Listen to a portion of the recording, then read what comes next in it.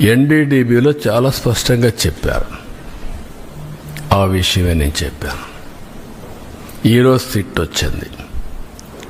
అసలు సిట్లో మీరు చూస్తే మొత్తం కెమికల్స్తో, పామాయిల్తో నెయ్యి తయారు చేసే పరిస్థితికి వచ్చారు.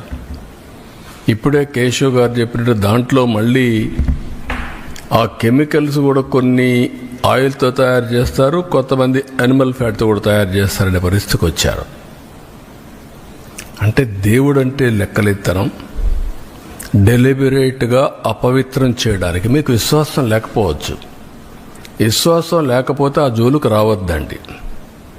విశ్వాసం ఉండే భక్తుల మనోభావాలు దెబ్బతీయడానికి, లేకపోతే దేవుని యొక్క పవిత్రత దెబ్బతీయడం, ఇది చాలా దుర్మార్గం. ఇది మామూలు కాదు, ఇది మహాపాపం. నేను చాలా స్పష్టంగా చెప్తున్నా.